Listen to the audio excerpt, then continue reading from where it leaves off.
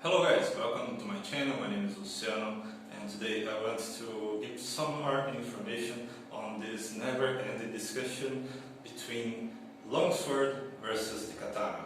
Well, there are some points about the comparison between those two blades around the internet and around YouTube, especially comparing swords based on length and cutting capacity, stabbing capacity, and many other aspects of both swords.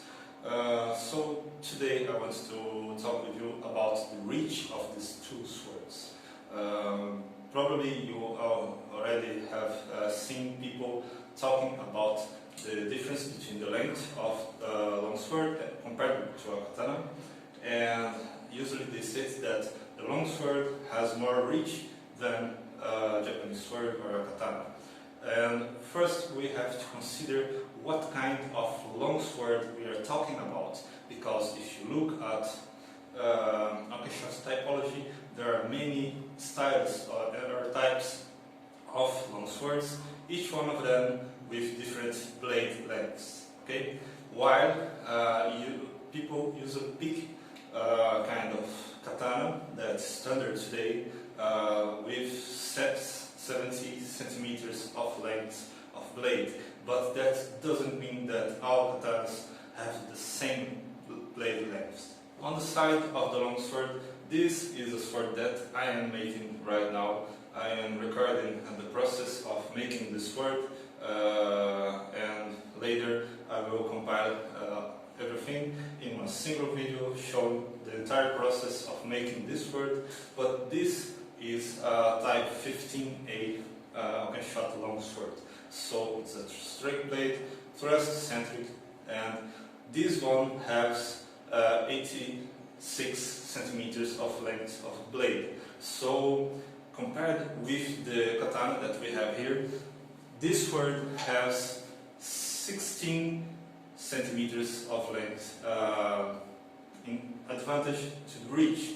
But there is a very important thing that people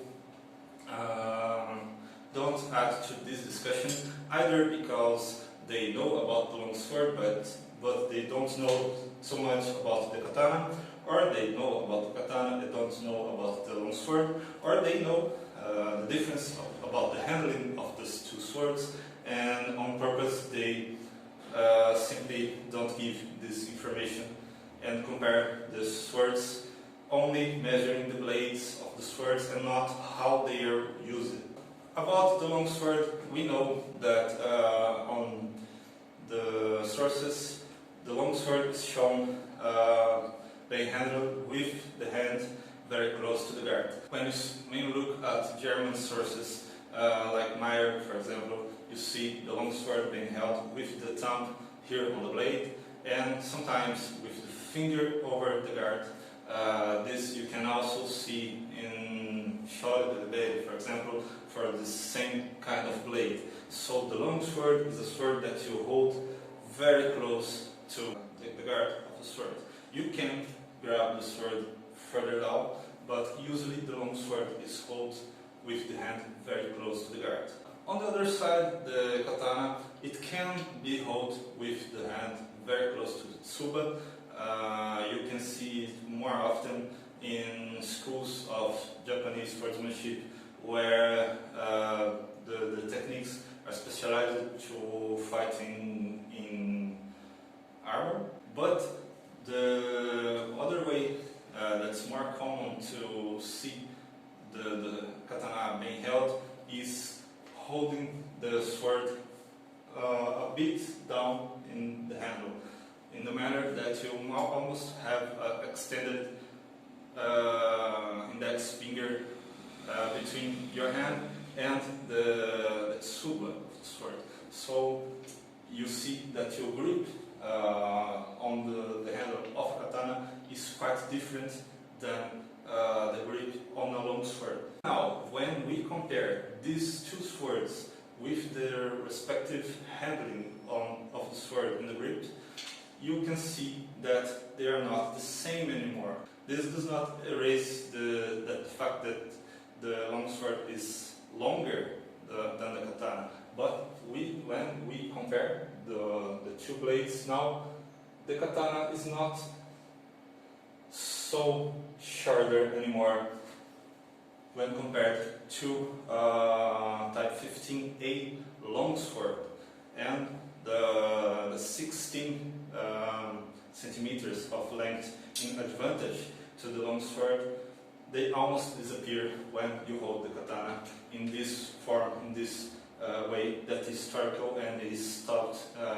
in Japanese martial arts even today. So you can see that this rich advantage of the longsword over the katana is not really all that advantage. And especially if we look at what weapons samurai were using during Heian and Kamakura Jidai in Japanese history, you will see that samurai used longer weapons. So if you went to a battlefield, you would see samurais on horse using the tachi, which is longer than standard katana, and the foot soldiers using nodachis, longer uchigatanas or katanas, and naginatas. So Japanese warriors had longer weapons during Heian and Kamakura Jidai, but later on Muromachi Jidai they saw that longer swords were not very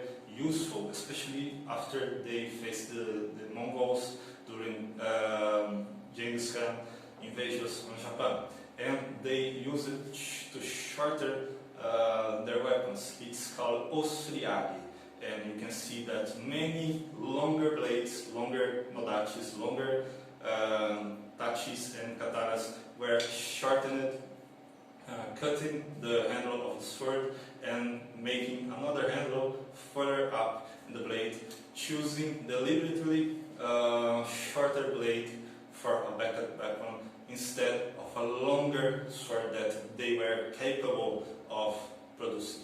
So that's the information that I believe is relevant when comparing the reach of these two famous and very useful kind of swords. I hope you liked this video. Please give me a thumbs up, share this video with your friends, and subscribe to my channel if you're not a subscriber. Well, that's it, and I see you later.